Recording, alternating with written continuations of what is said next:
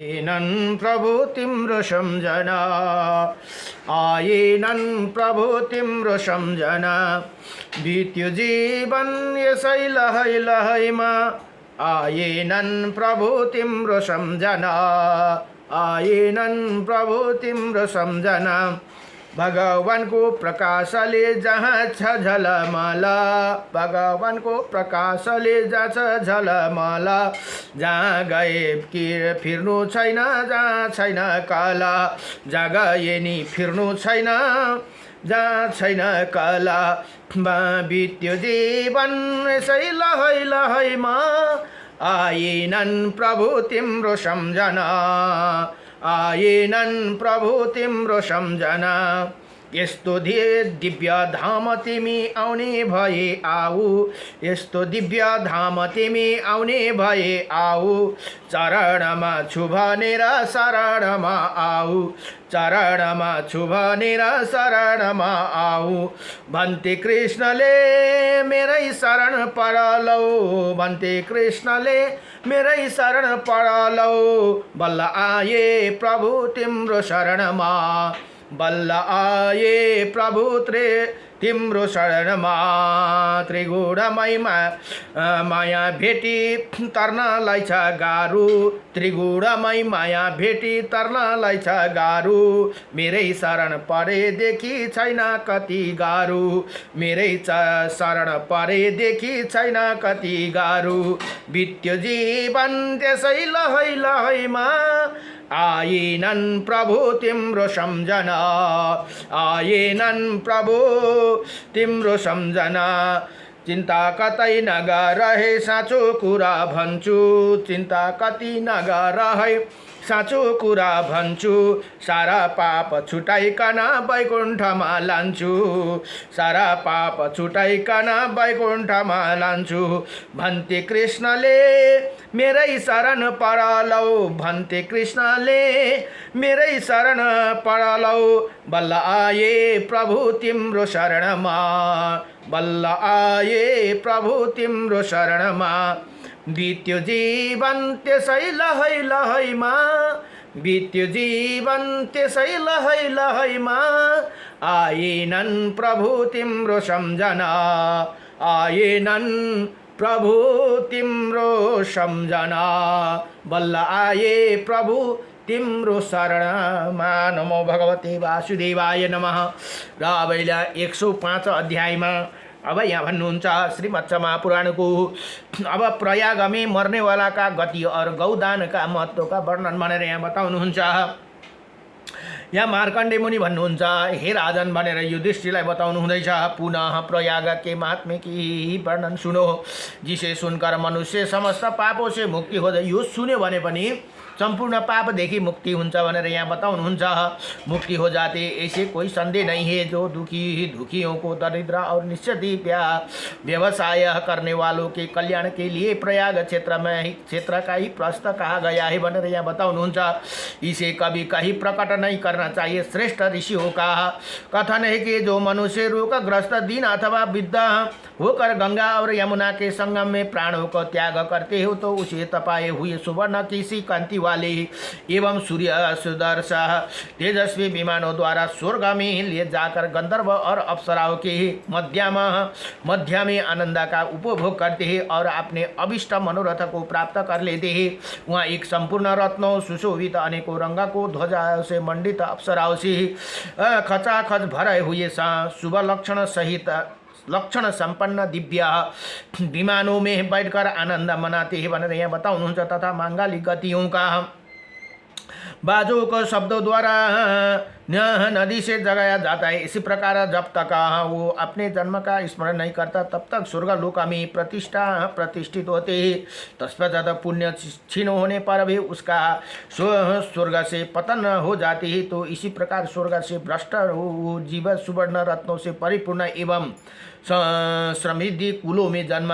यदि स्वर्गबाट च्युत भनेको स्वर्गबाट जानु हट्नु पर्यो भने पनि यस्तो कुल में जन्म धारण करते हैं कि वो सारा समय अनुसार पुनः उसी तीर्थ का स्मरण करते हैं तथा स्मरण आने से पुनः उसे प्रयाग क्षेत्र की यात्रा करते हैं भनेर यहाँ बताउनुहुन्छ। हे ऋषिवरों को कथन है कि मनुष्य चाहे देश में हो या अथवा विदेश में, घर में हो अथवा वन में, यदि ये वो प्रयाग का स्मरण करते हुए प्राणों को परित्याग करते हैं तो ब्रह्मलोक को प्राप्ति होती भनेर यहाँ बताउनुहुन्छ। यदि मर्ने बेलामा प्रयागको याद आयो भने पनि ब्रह्मलोकमा जान पाइन्छ भनेर यहाँ बताउनुहुन्छ। यसै त भगवानको नाम राम राम कृष्ण कृष्ण भन्दै मरेको राम्रो हो, तर अब त्यति भनेर भने हे प्रयागराज भनेर नाम सम्झ्यो भने मात्रै पनि ब्रह्मलोकमा जान पाइन्छ भनेर यहाँ बताउनुहुन्छ।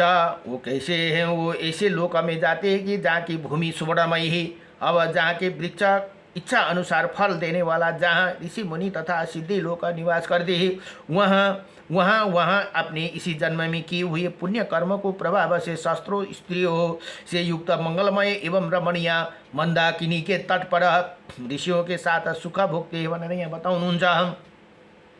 स्वर्गलोक में देवताओं के साथ सिद्धि चरण और गंधर्व उसकी पूजा करते हैं और तत्पश्चात पुण्य क्षीण होने पर वो स्वर्ग से च्युत होकर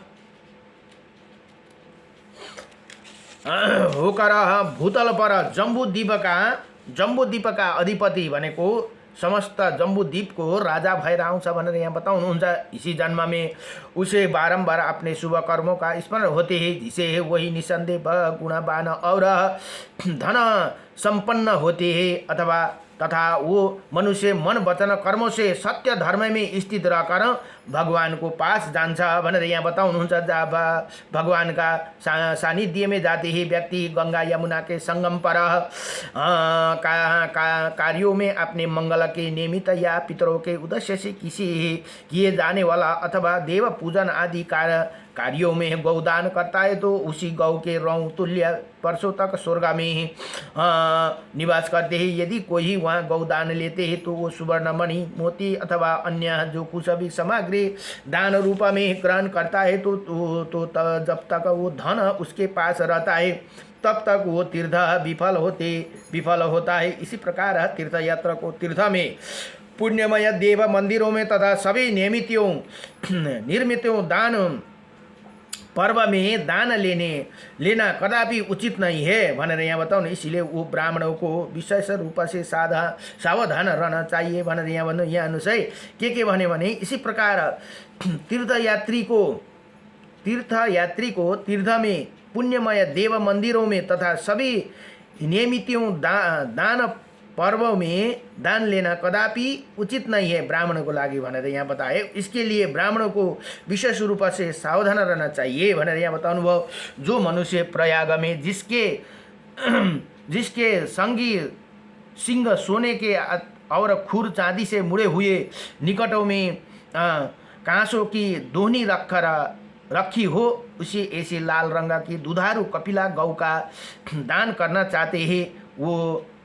चाहते हो तो उसे वो गौ गंगा यमुना के संगम पर विधि पूर्वक ऐसे ब्राह्मण को देना चाहिए जो श्रोत्रिय साधु स्वभाव श्वेत वस्त्र धारण करने वाला हो, शांत धर्मज्ञ और वेदों का परगामी हो, विद्वान हो। उसे साथ बहुमूल्य वस्त्र और अनेकों प्रकार के रत्न भी दान करना चाहिए। हे राजा सत्तम भनेर यहाँ मुनि मार्कंडे मुनि भन्नुहुन्छ। युधिष्ठिरलाई ऐसे ही करने से उस गौ के अंगों में जितने भी रौं है उसे उतने ही वर्ष तक दाता स्वर्ग लोक में प्रतिष्ठित होते। तत्पश्चात जहाँ वो जन्म लेते हैं वहाँ वही गौ भी उसे घर में उत्पन्न होती है। त्यो गौ हामीले दान गरेको छौँ भने फेरि हाम्रो जन्म भएपछि त्यही गौ पनि हाम्रो घरमा उपलब्ध हुन्छन् भनेर यहाँ बताउनुहुन्छ। उसी पुण्य कर्म के प्रभाव से उसे नरक का दर्शन नहीं होते, अपितु वो उत्तर कुरु प्रदेश को पाकर अक्षय काल तक आनंद का उपभोग करते हैं। लाखों गौ की अपेक्षा एक ही दुधारू गौ का दान प्रशस्त माना गया है, क्योंकि वो एक ही गौ पुत्रों स्त्रियों और नरकों तक का उद्धार कर देते हैं। यही कारण है कि समस्त दानों में गौदान विशेष विशेष महत्व बतलाता जाते हैं भनेर यहाँ बताउनुभयो। अब दुर्गम स्थान पर भयंकर विषय परिस्थिति में और महापातक के घटित हो जाने पर केवल गौ ही रक्षा कर सकती है। अतः मनुष्य को श्रेष्ठ ब्राह्मण को गौ दान देना चाहिए भनेर यहाँ बताउनुहुन्छ। यति भनेर श्री मत्स्य महापुराण को प्रयाग महात्म्यमा 105वां अध्याय प्रयाग महात्म्य में गौदान का वर्णन में 105 अध्याय संपूर्ण भयो। नमो भगवते वासुदेवाय कृष्णाय वासुदेवाय हरे परमात्मने नमः प्रणत क्लेशनाशाय गोविंदाय नमो नमः। श्री कृष्ण गोविंद हरे मुरारी हे नाथ नारायण वासुदेवम अनंत वैकुंठ मुकुंद कृष्ण गोविंद दामोदर माधवेति। श्री कृष्ण गोविंद हरे मुरारी हे नाथ नारायण वासुदेवम। नमो भगवते वासुदेवाय नमः।